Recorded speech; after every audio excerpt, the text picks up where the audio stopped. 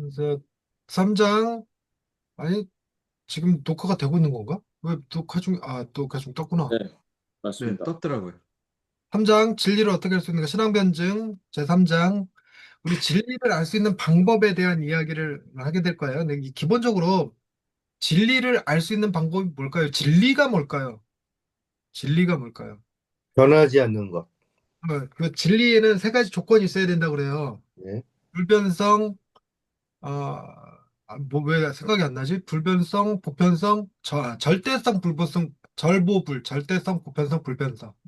절대성, 음. 보편성, 불변성이 있어야 진리의 조건, 자격이 된다고 그러죠. 그래서 이 절대성, 보편성, 불변성을 가지는 게 일단 수학입니다.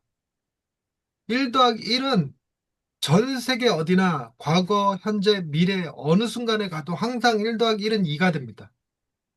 네. 그걸 뭐 물 한 바가지 더하기 물 한 바가지 이런 말장난을 제외하고는 전부 다 진리죠.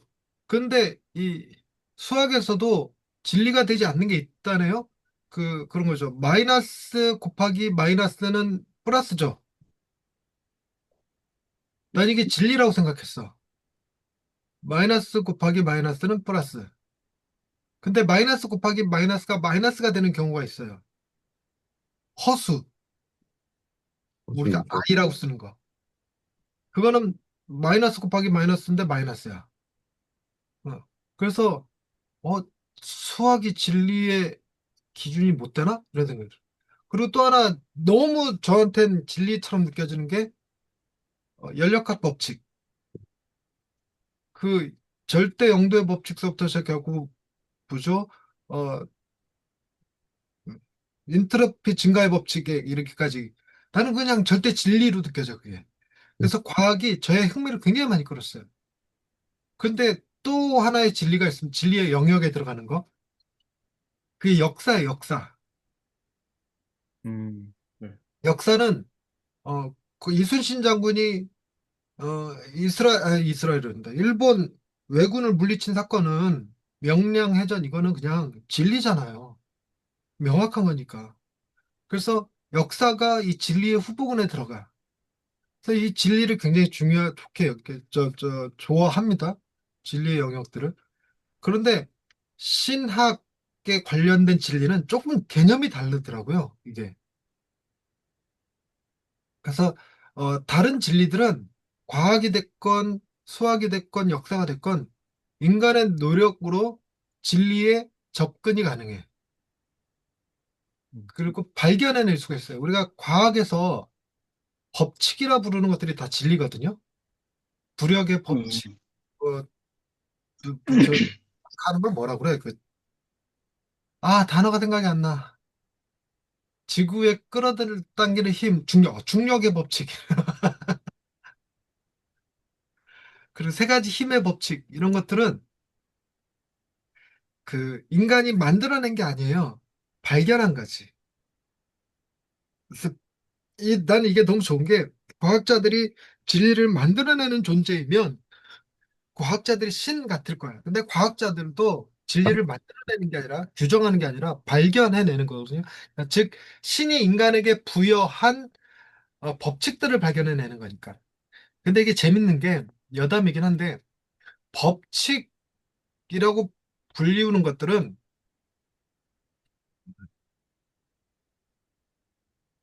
절보불이라고 하는 그 진리의 기준을 띠는데 론이라고 붙여진 것들, 그러니까 무슨 이론 할 때 그 가장 대표적인 게 진화론 같은 건데 이 론, 빅뱅의 우주 이론, 뭐 그리고 우주가 여러 개 있다는 게 뭐였죠? 다중우주론, 뭐 이런 것들 다 론이잖아요, 론. 론은요 진리가 아니에요. 그건 뭐죠? 과학은 어, 똑같은 환경에서 동일한 결과가 등장해야 돼요. 그래서 확인 가능해야 되는데 이 론이 붙은 것들은 확인 불가해요. 그러니까 실험을 할 수가 없어. 그래서 똑같은 조건을 만들어 놓고 똑같은 결과가 나오는지, 그러니까 똑같은 우주 환경을 만들어 놓고 빅뱅이 일어나는지, 똑같은 환경을 만들어 놓고 원숭이가 진화해서 사람이 되는지 이걸 확인할 길이 없는 거죠. 그래서 퀴즈를 드리자면 이런 겁니다. 매일 태양이 뜨는 건 진리일까요? 아닐까요? 진리 아니래요. 아니랍니까? 그거를 불확정성의 원리라고 불리는데, 음, 내일에 해가 뜨는 건 내일 돼봐야 알 수 있는 거예요. 이건 내일 해가 뜨는 거는 실험 불가능해요. 실험해서 알 수 있는 개념이 아니잖아요. 미래의 일이기 때문에. 그래서 그 문제를 다룬 영화가 그 마이너리티 리포트라고 하는 영화가 그런 영화인데, 미래의 일은 내일 태양이 뜨는 것조차 진리로 규정할 수 없어요. 내일 돼봐야 알 수 있는 겁니다. 근데 그런 류의 뭐 말장난 같은 것들이 오늘 아침에 출근하는 아빠가 저녁 때 퇴근하는 건 진리입니까? 아닙니까? 음, 아니죠. 아니야. 그렇다. 무슨 변수가 들어갈지 모르는 거지. 내일 태양이 뜨는 것도 내일 무슨 변수가 생길지 아무것도 모르는 거거든요. 그래서 이 진리라고 말하는 것을 그러니까 우리가 학문적으로 알 수 있는 개념이 아닌 거죠. 그러나 이제 우리가 진리를 다룰 때 우리가 진리라고 말하는 것은 하나님에 대한 이야기인데 하나님의 그 속성을 얘기할 때 세 가지 속성 얘기해 보실 수 있나요? 그첫 번째 속성이 전지전능, 두 번째가 뭘까요? 무소부재, 세 번째 속성은 영원불변. 그래서 이 세 가지가 뭐죠? 전지전능, 절대적이죠. 전지전능이 말 자체가 절대적이죠. 무소부재가 보편성이에요. 어디에나 계시는 하나님. 그 다음에 영원불변이 불변성이에요, 불변성. 그래서 이 진리의, 절대 진리, 진리에 가장 부합되는 것이 하나님이세요. 그런데 다만 하나님은 뭐랄까, 어, 과학이나 수학이나 역사처럼 우리가 접근 가능한 존재가 아닙니다. 철저하게 뭐에 의존할 수밖에 없는 거냐면 그분의 계시에 의존할 수밖에 없어요. 그래서 그분이 열어서 보여주는 만큼만 할 수 있어. 그래서 우리가 그분을 남자인지 여자인지 흑인인지 백인인지 눈이 여러 개가 달렸는지 한 두 개만 달렸는지 알 길이 전혀 없습니다. 그래서 예수 그리스도도 역시나 우리가 예수 그리스도에 대해서 알 수 있는 외적인 정보라고는 하나밖에 없습니다. 흠모할 것이 하나도 없다. 그거 하나밖에 없어요. 그러니까 흠모할 것이 하나도 없기 때문에 영화상에 등장하는 백인 잘생긴 남자의 예수 대역은 성경에 부합되지 않은 인물이죠. 그래서 우리는 철저하게 성경에서 말하는 데까지만 갈 수 있고 말하는 데까지만 할 수 있어요. 그리고 이게 근데 우리가 계시 종교라고 부를 때 하나님은 당신을 성경이 아닌 다른 방식으로 꿈으로 환상으로 비전으로 혹은 우리가 이렇게 영혼이 몸을 탈출해서 하는 건 무슨 경험이라고 그러지 그거 유체 이탈. 그거는 이제 학문적인 용어고 네. 어, 우리 기독교 용어 뭐라고 그러더라 이름이 생각이 안 나는데 네. 뭐요? 입신? 천국도 갔다 입신? 입신한다? 입진한다고 그러죠. 그래서 몸이 영혼이 빠져나와 갖고 천국도 가고 지옥도 가고 하는 거. 근데 그런 것들은 진리의 기준이 될까요, 못 될까요? 음, 못 되죠. 어, 못 돼. 보편성이 성립되지 않아. 불변성이 성립되지 않아. 갔다 온 사람들마다 생각이 다 다르고 표현이 다 달라. 그리고 그런 것들이 반드시 뭐에 그 근거를 받아야 뭐에 증명을 받아야 되냐면 기록된 말씀, 성경의 지지를 받아야 돼요. 그 어떤 경험이든 간에. 내가 개인적으로 들은 말씀이어도 성경의 지지를 받아야 돼요. 그렇지 않으면 이게 내가 하나님의 음성을 들은 건지 사탄의 음성을 들은 건지 혼자 상상한 건지 입증할 길이 없어요. 그래서 목사님들이 하나님이 이렇게 이렇게 말씀하셨습니다. 라는 것이 성경적 근거를 대지 않는 한 제게 개인적으로 말씀하셨습니다. 이런 건 진리가 되지 않아요. 그냥 뭐 참고해 볼 수 있고 뭐 은혜 받을 수는 있을지 몰라도 그게 기준이 되진 않습니다. 자, 그런 게 내가 기본적인 얘기만 해드린 거고, 자, 말씀을 해다 문구를 쭉 읽고 또 토론하는 시간을 합시다. 오늘은 9시 전까지 3장 해보십시다. 네. 류성룡 목사님부터 한 패러다이프씩 네. 돌아가서 류성룡, 백인범, 신낙규, 이희범, 이렇게 이렇게 이런 식으로 돌겠습니다. 네. 유성룡 스타트. 네. 3장 진리를 어떻게 알 수 있는가? 요한복음 17장 3절. 영생은 곧 유일하신 차 하나님과 그가 보내신 자 예수 그리스도를 아는 것이니이다. 기독교를 계시 종교라고 부릅니다. 열 개의 자에 보일 시자를 써서 하나님이 열어 보여주지 않으면 알 수 없는 종교라는 뜻입니다. 즉, 인간이 스스로 노력해서는 결코 도달할 수 없는 영역이라는 말입니다. 보통의 학문은 연구 대상이 되는 실체를 관찰하고 분석함으로써 지식을 쌓아가지만 신학은 다릅니다. 하나님은 인간이 조사나 관찰로 접근할 수 있는 분이 아니며 오직 하나님이 스스로 드러내시는 계시를 통해서만 알 수 있는 분이십니다.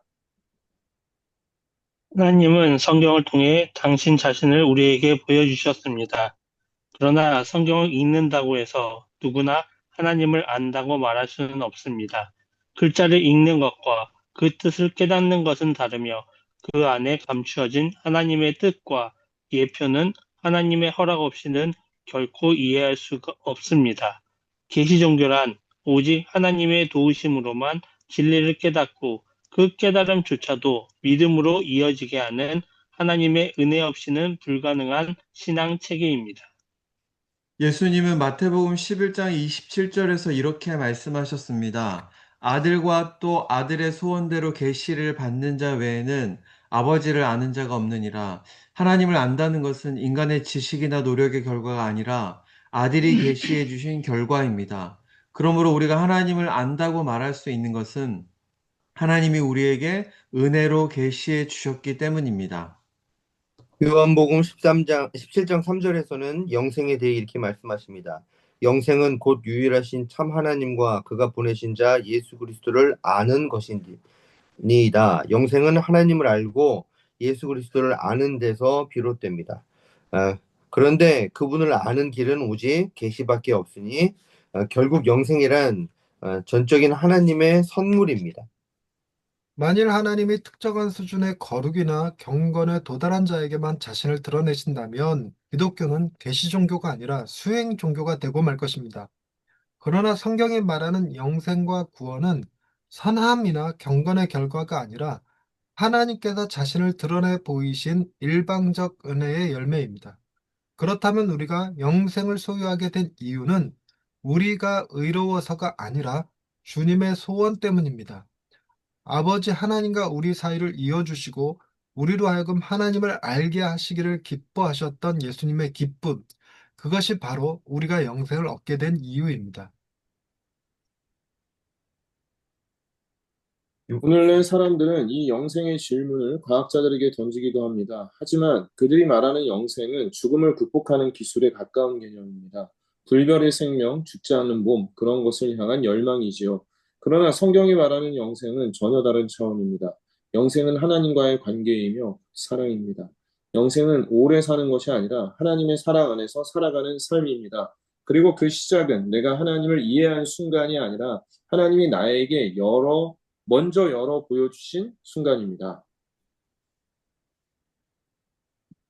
하지만 오늘날 사람들은 이렇게 말합니다. 계시가 있다면 왜 교파마다 해석이 다른가요? 결국 모든 종교는 자기가 옳다고 주장하는 거 아닌가요? 포스트 모던 시대는 절대적 진리를 의심하며 모든 진리는 해석자의 주관에 따라 달라진다고 말합니다. 그러나 기독교는 여전히 하나님이 말씀하셨다는 전제를 붙들고 있습니다. 물론 성경 해석은 사람마다 다를 수 있지만 진리 자체는 흔들리지 않습니다. 진리는 객관적으로 성경을 통해 주어졌고 그 뜻은 성령의 조명하심과 믿음 공동체의 해석 전통 속에서 바르게 밝혀집니다. 신학이란 독단이 아니라 하나님의 말씀 앞에 공동체가 함께 귀 기울이는 일입니다. 성경은 하나님의 계시로 주신 말씀입니다. 그 말씀은 문자 너머의 진리를 품고 있으며 그 진리를 깨닫게 하시는 분은 성령님이십니다.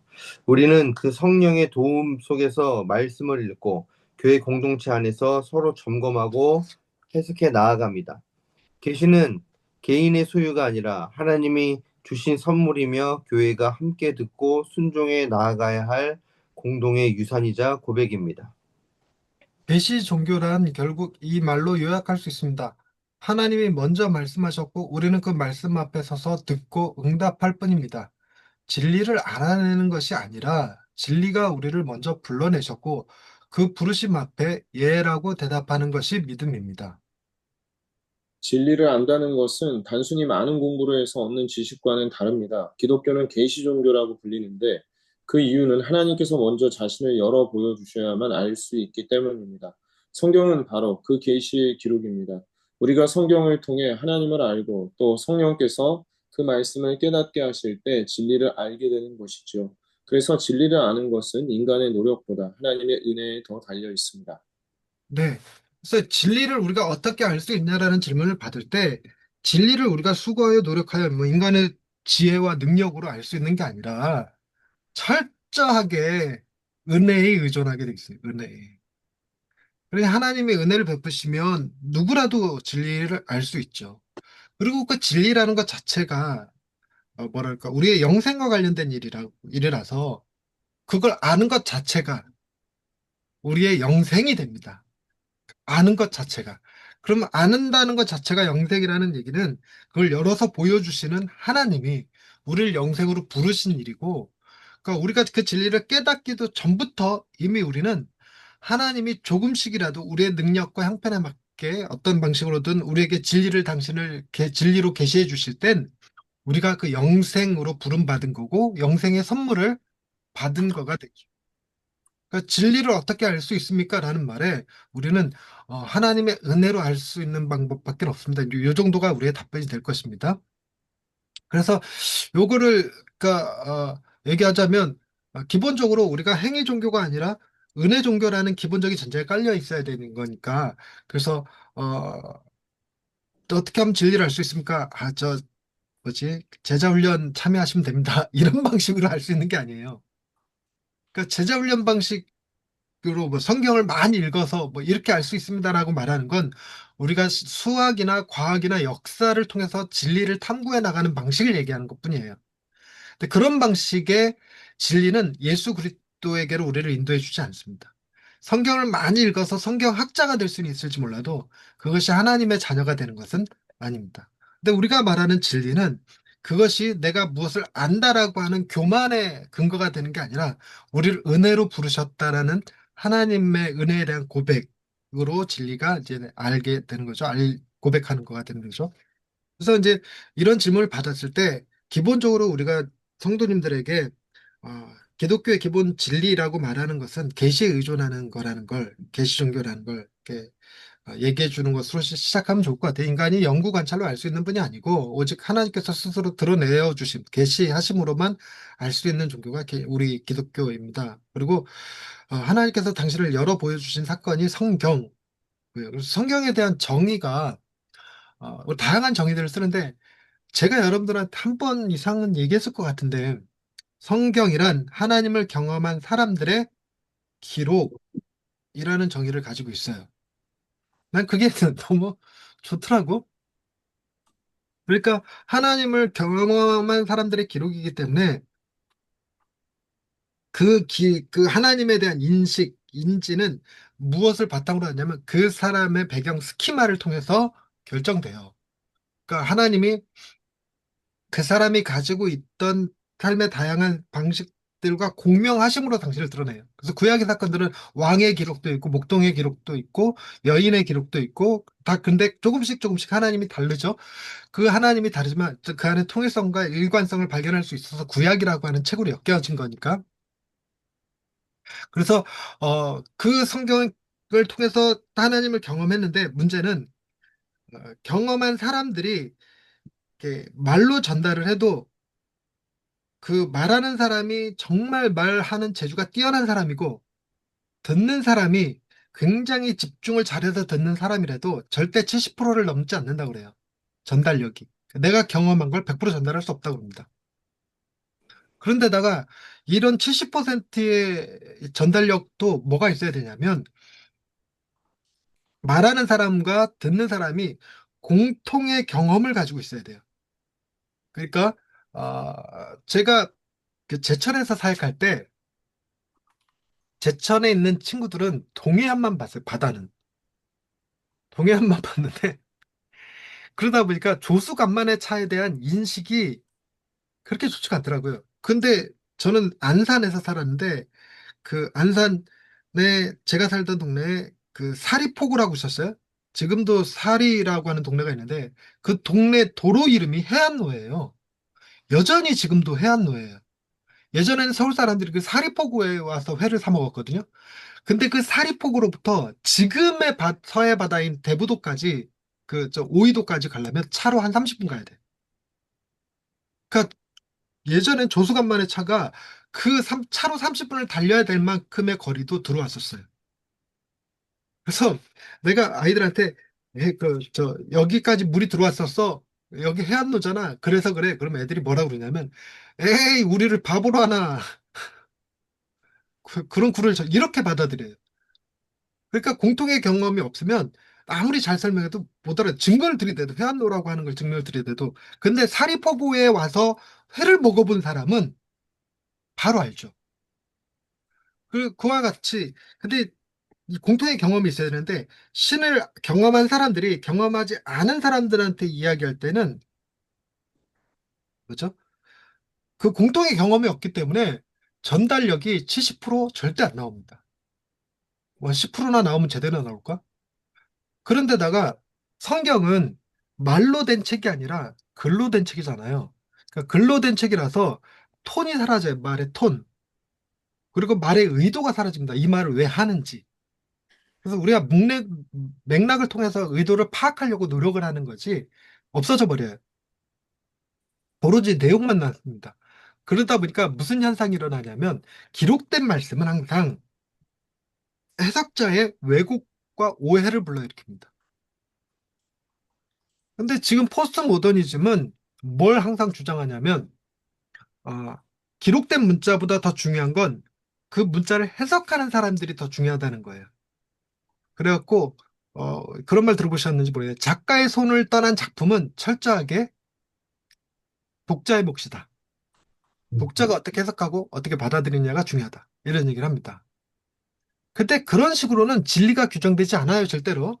그래서 아니 우리 기독교에도 한때 그런 게 있었어요. 성령의 속삭임 이러면서 그 무슨 뭐라고 부르는 말이 있던데 뭔가 그걸 듣는 거, 그 말씀이 기록된 의도, 목적 이런 건 중요하지 않고 그걸 내가 어떻게 듣고 있느냐가 중요하다. 그래갖고 주석 없이 큐티만으로 설교하시는 분들이 계시더라고. 그리고 나 한때 신대원 다닐 때는 큐티 목회, 그래갖고 큐티 설교 이런 것이 한 학기 과목이기도 했어, 사실. 그런 건 되게 위험한 방식인 거예요. 그거는 공동체 그 신앙 고백을 기준으로 하지 않고 개인의 기준으로 하기 때문에 그런 사람들은 뭐로 빠질 가능성이 크냐면 이단으로 빠지고 교주로 빠질 가능성이 크겠죠. 그래서 성경이 계시로 기록된 거지만 글자를 읽는 것만으로는 하나님을 절대 알 수가 없습니다. 그래서 뭐죠? 모든 성경은 무엇으로 기록됐다고? 감동으로. 하나님. 그래서 하나님의 그 감동을 해석하는 사람도 동일하게 받지 않으면 그 뜻을 이해할 수 없어요. 그래서 기록된 말씀보다 더 중요한 건 그 말씀을 기록하신 하나님의 감동을 받는 거죠. 그래서 그 하나님의 감동을 받는다 그 말이 성령의 조명인 거죠. 그래서 성령이 조명해 주셨어도 반드시 그 믿음의 공동체 안에서 통일된 어, 이야기가 돼야 돼요. 안 그러면 뭐죠? 우리가 성서공회 뭐, 저, 저, 뭐, 사도들이 모여서 회의하는 걸 뭐라 그래? 공, 공의회. 공의를 통해서 네네. 진리로 규정되지 않으면 그뭐 유사 본질이라도 다 저 이단으로 정죄받는 거죠.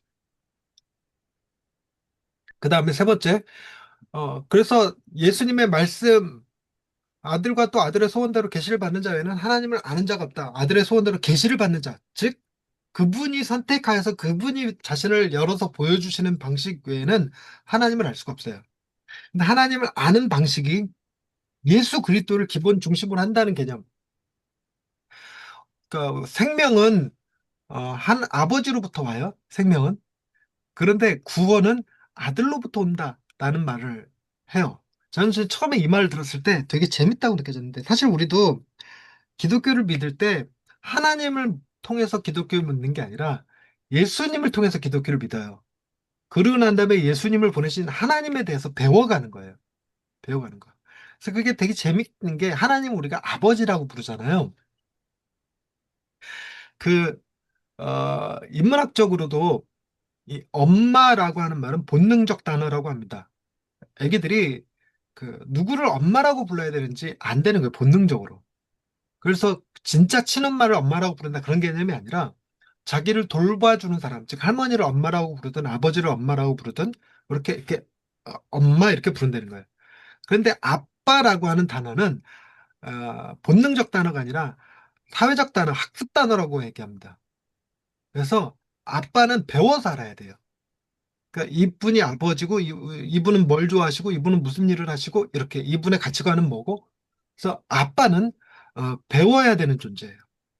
그래서 하나님이 자신을 아버지로 계시하신 게 되게 독특한 측면이기도 한데 다른 종교에서는 찾아보기 힘든 만큼 그래서 그 하나님이 이 땅에 완벽하게 당신의 나라를 이루실 때 그걸 표현하는 방식이 우리는 뭐라고 그러냐면 하나님을 아는 지식이 물이 바다 덮음 같이 이렇게 표현해요.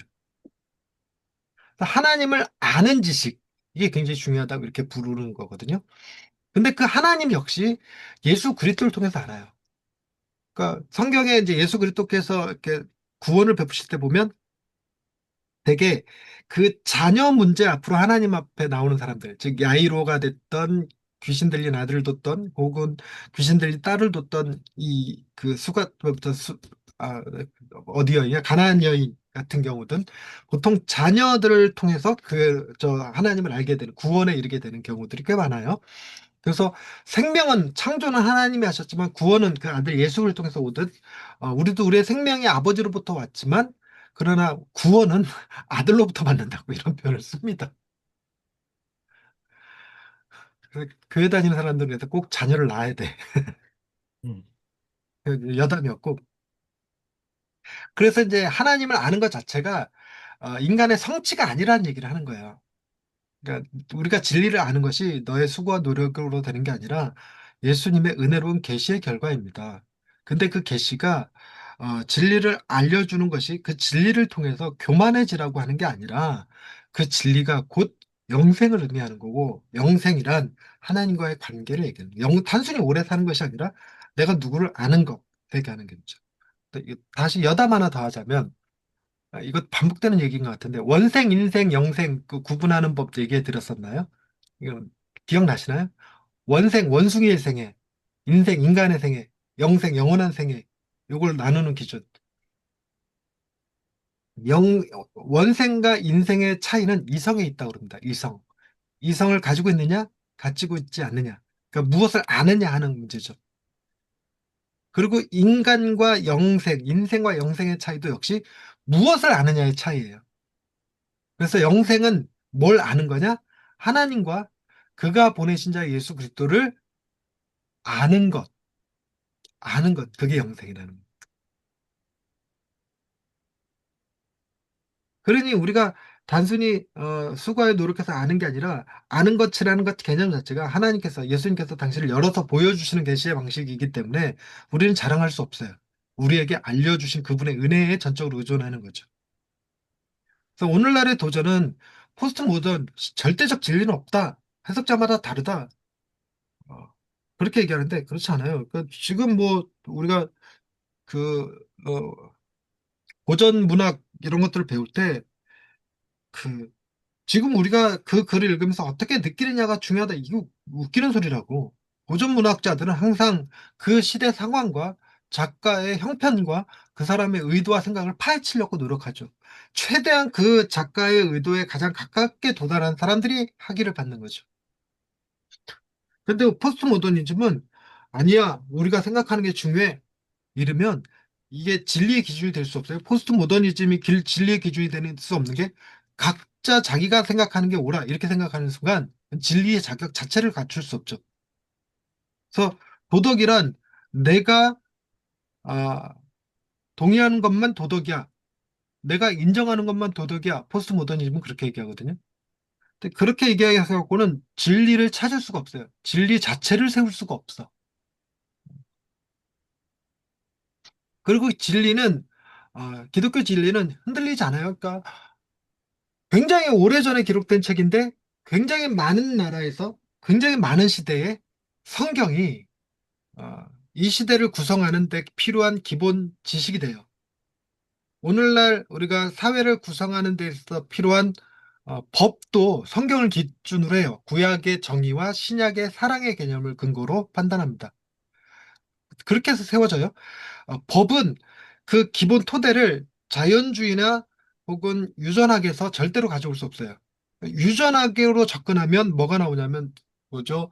히틀러가 시행했다는 우생학이 등장하는 거예요. 열등한 유전자는 다 죽여야 돼. 그게 한때 진리인 것처럼 미국에서도 다룬 적 있어요. 그래서 어, 감옥에 갓온 그 범죄자들을 거세했어요. 여자들은 난임을 시켜버렸어요. 그 유전자를 없앤다고. 근데 우생학이 결코 진리가 될 수 없죠. 그러니까 지금의 그 이걸 은혜 중심 뭐라고 그래요? 은혜 문화는 수치 문화와 달라서 예전에는 어, 길 가다가 노인네의 돈을 뺏으면 됩니까 안 됩니까? 이게 쫀심이 있지 수치스럽게 어떻게 남의 돈을 뺏어 이게 수치 문화였어요. 명예 수치 문화 기본이었단 말이죠. 근데 그런 문화가 어느 순간 뭐라 바뀌었냐면 그 할머니의 돈을 빼앗는 건 잘못된 일이야. 그럼 그 할머니 위태롭고 삶이 위험해지고 그 사람을 망가뜨리는 일이야. 그래서 안 돼. 은혜 기반 문화로 바뀐 건 오로지 이 성경을 기반으로 합니다. 그리고 우리가 절대 기준으로 삼는 것 중에 하나가 그 천부인권 존엄이라고 하는 것. 천부인권 역시 기독교에서만, 성경에서만 등장합니다. 그러니까 우리가 살고 있는 거죠. 그래서 팀 켈러가 한 말 중에 현대 사회는 그 토대를 성경에서, 기독교에서 가져와 놓고는 그 열매만 따먹고 뿌리는 부정하고 있다. 이렇게 얘기하는. 음, 근데 우리 그 뿌리를 가지고 있는 우리 역시도 그걸로 우리가 교만해지는 게 아니에요. 그 뿌리를 제대로 안다는 것 자체는 우리가 은혜에 기반한 존재라는 사실을 아는 거예요. 그러니 어, 여러분이 진리를 아는 게 아니라 진리가 여러분을 아는 겁니다. 우리가 진리를 알면 진짜 자유해집니다. 또 나눔 질문으로 가자면요. 내가 하나님을 알게 된 것은 내 노력 때문이 아니라 하나님께서 먼저 열어 보여주신 은혜였음을 고백할 수 있느냐? 목사님들은 되게 개인들의 이 어마어마한 노력의 결과로 하나님을 아신 것 이런 느낌이 들 수도 있어요. 나도 그런 교만함이 없지 않아 있습니다. 그러나 이 영생의 문제에 있어서는 처음에 하나님이 나를 찾아와 주셨고 나를 먼저 만나 주신 결과죠. 그래서 C.S. 루이스가 자기 그러니까 자기가 구원받았을 때를 고백할 때 하나님을 뭐에다 비유했냐면 사냥개에다 비교했어요.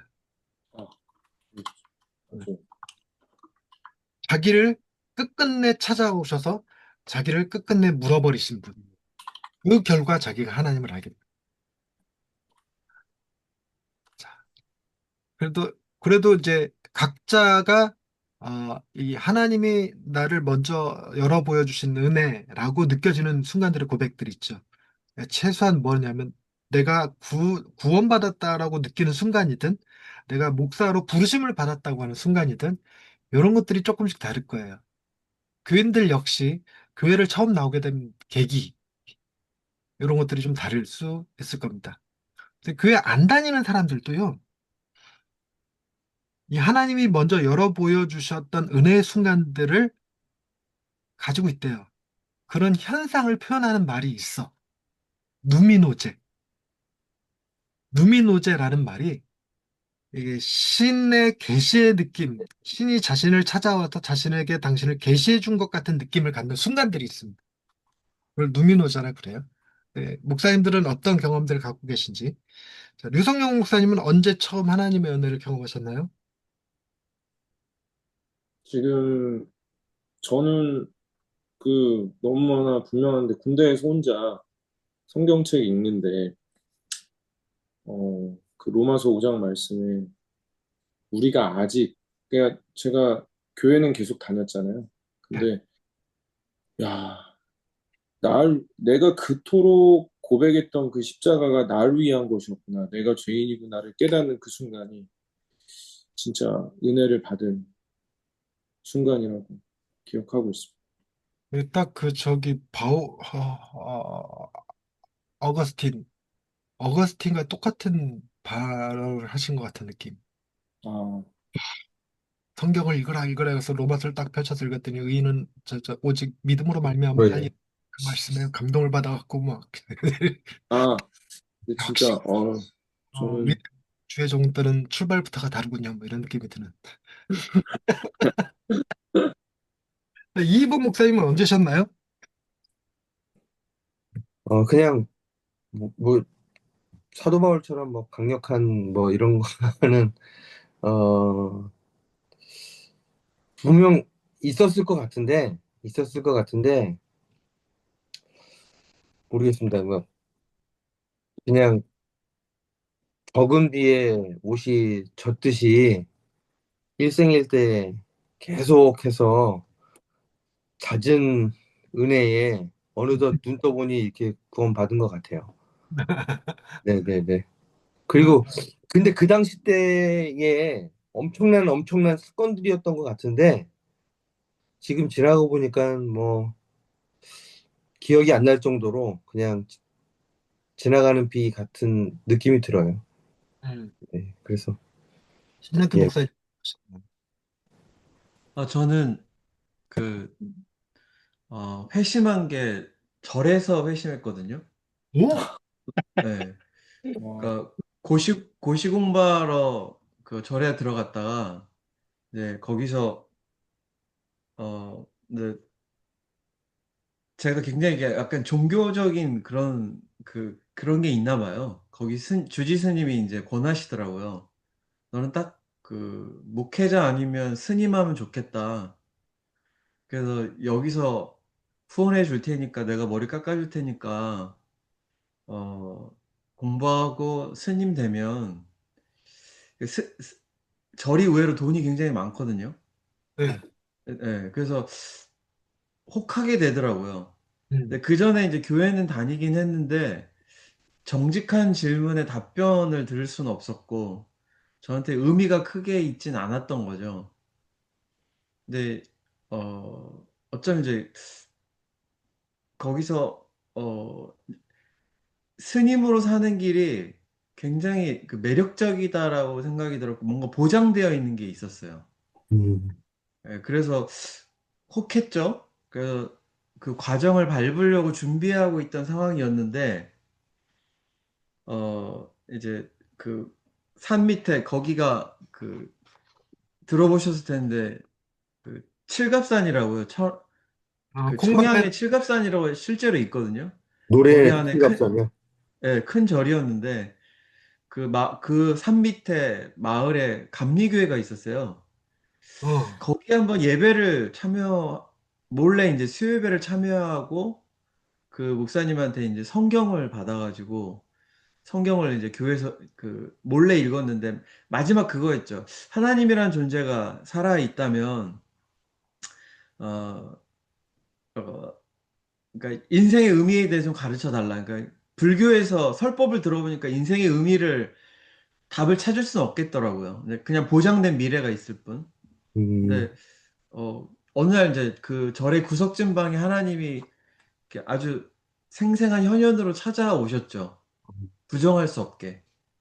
그래서 그때 이제 다 내려놓고 이제 저를 떠나서 신학교로 가게 됐죠. 와, 그때 하나님의 존재를 부정하기가 어려웠고 그때 뭐 무슨 어떤 그 인생의 질문들에 대한 답을 바로 찾은 건 아닌데 하나님이 존재하시고 나를 찾아오셨다는 것에 되게 감동했던 것 같아요. 아까 목사님 말씀하신 그 나를 추적하셨다라는 생각이 들더라고요. 제가 하나님을 찾은 게 아닌데 그분이 음, 내 인생을 포기하지 않으셨다라는 것에 되게 감동했던 것 같고요. 그게 절에 들어가 있는데. 고장 절까지 찾아오셔갖고. 저- 네, 진짜 그렇죠. 사냥개 맞네. 사냥개. 네, 되게 감동이네요. 진짜 얘기만 들어도. 그, 그 뭐지? 목사님들, 큰 교회 목사님, 뭐, 유명하신 목사님들 스토리에 꼭 그게 있어요. 절에서 공부해 갔는데 스님이 뭐, 학비대주고 뭐, 이런 얘기들이 덜어 있어요. 성남의 금강교회 목사님도 그 케이스던데, 김영삼 목사님? 그러세요? 어, 음, 절에서 공부했고 스님이 학비대줘서 신학교 들어가시고. 네. 저도 그 주지 스님이 나중에 제가 신학을 하겠다고 하니까 그러시더라고요. 이왕 할 거면 어, 제대로 된 목회자가 되라 하시면서 용돈을 계속 보내주셨죠. 네. 오, 이거 우리 교회에서도 안 주는 장학금을 절에서 주시. 그, 절장학. 어, 훌륭한 목사님들은 출발선이 달라. 아닙니다. 음, 야, 백인범 목사님은 어떤 경험을 갖고 계시나요? 저는 대학교 때 선교단체 수련회를 갔다가 저는 거기서 말씀 듣다가 저도 좀 변화된 케이스예요. 어, 그때 박영덕 목사님이 로마서 강해를 하셨는데 아, 로마서 강해를 들으면서 정말 예수님이 십자가에 달리신 게 어떤 의미구나. 정말 그분이 나의 구세주가 되는 게 내가 어떤 상태에서 바뀌는 거구나라는 거를 그때 비로소 깨달았던 것 같아요. 그러니까 그 일종의 그런 찾아오심의 경험인데, 근데 교인들하고 네, 나누다 보면 이제 그 보여지는 약간의 공통점들이 있는데, 어, 요 하나님을 알게 된 은혜의 순간들을 병의 순간, 부자 되는 순간, 뭐 혹은 뭐 로또에 당첨되는 순간, 딱감 뛰는 순간 뭐 이런 걸로 고백하는 사람이 거의 없어요. 여러분들은 조금 다른데, 되게 이 하나님을 은혜를 경험하는 순간들이 자신의 삶이 되게 공고할 때, 아플 때, 어려울 때, 그때 찾아오시는 하나님의 은혜를 경험하게 되는 경우가 꽤 많아요. 그래서 네. 뭐죠? 하나님께로 더 가까이 갑니다. 그 다음 가사 뭔지 알아요? 고통 가운데 계신 고통 주. 음, 가운데 계신 주님. 왜요? 속에서 하나님을 많이 경험해요. 또 제가 이 찬양을 처음 부를 때 갑자기 이해가 안 됐어요. 왜 하나님은 고통 가운데 계실까? 음.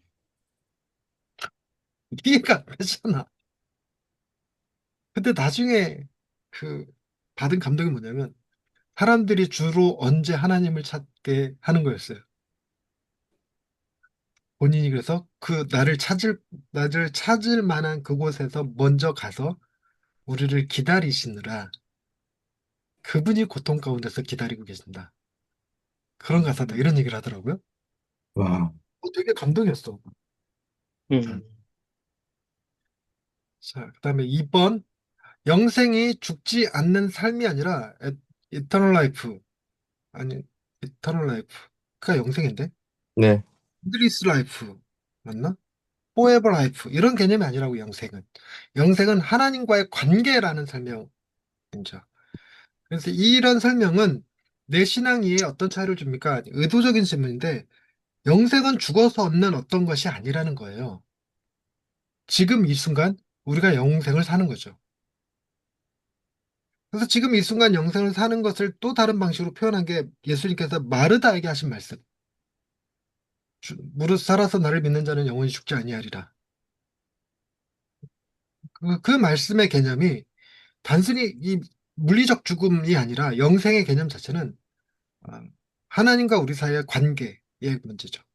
그래서 우리가 하나님 안다는 것 자체는 그분이 먼저 우리를 아셨거든요. 그래서 그분이 먼저 우리를 사랑해 주셨고, 그래서 우리가 하나님을 알고 하나님께 사랑을 고백하고 하는 것들인데, 하나님이 당신의 소유를 우리 잃어버리거나 놓치거나 하시지 않아요.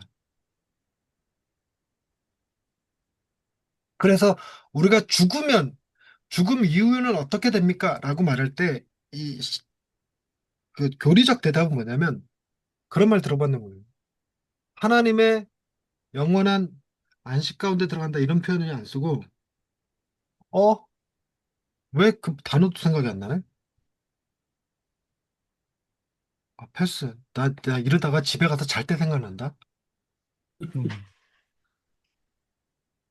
그래서, 어, 지고지복의 순간, 지고지복의 순간 들어간다 그래요.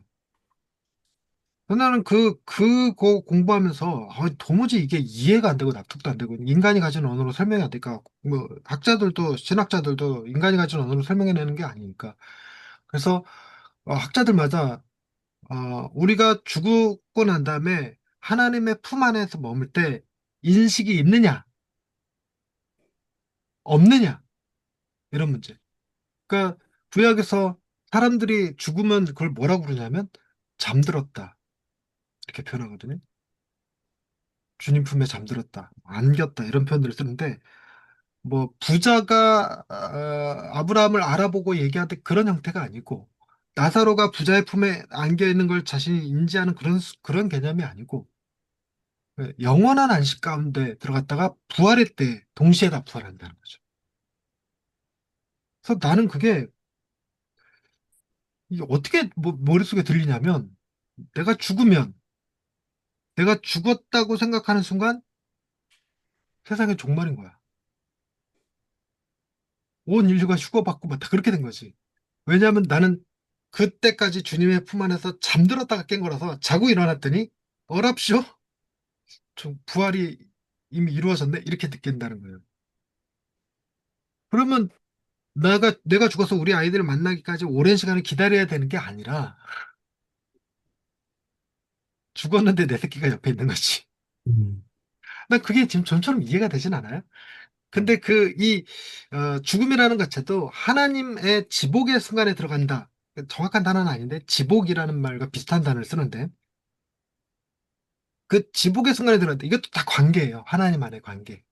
하나님으로부터 나와서 하나님에게로 돌아간 자들이라는 개념이죠.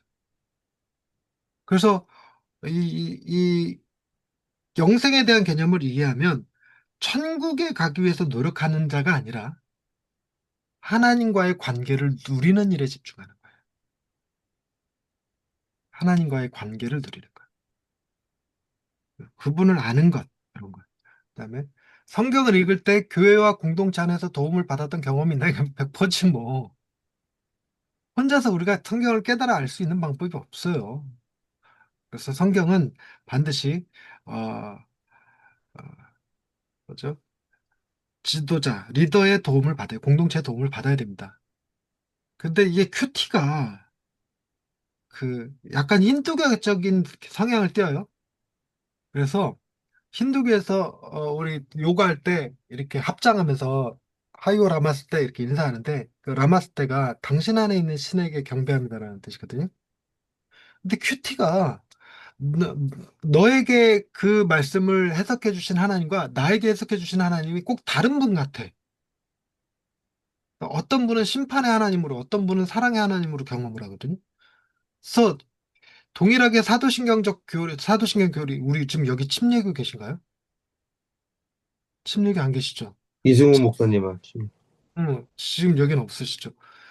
사도신경의 동일한 고백 없이 공동체가 유지될 수 없어요. 그래서 큐티는 그 사람이 뭐라고 큐티를 하든 우리가 최대한의 관용과 뭐 배려와 이해로 그래 그것도 옳아 그것도 옳아 이렇게 얘기하는데 그렇지 않습니다. 큐티를 하더라도 어, 이 신앙의 전통과 공동체의 고백 이 전제가 돼야 됩니다. 그래서 그 큐티가 그런 방향으로 나가지 않으면 공동체가 수정 잡아줘야 돼 교정 잡아줘야 됩니다. 목사들이. 그래서 큐티보다 중요한 게 큐티 쉐어링이라고 하는데 큐티 쉐어링 제대로 하는 교회가 어디 있나 싶어. 그냥 말씀 묵상 집 하나씩 나눠주고 큐티 하라고 하는데 그게 과연 옳을까? 나좀 다소 그런 의아한 생각이 들어서 저희 교회는 큐티를 안 합니다. 근데 이 정리되지 않은 생각 때문에 정리될 때까지 그냥 무조건 하라 그래? 아 그렇게 못하겠어 내가. 네 여기까지 하고요. 잠깐 쉬었다가 9시 5분에 다시 뵙도록 하겠습니다.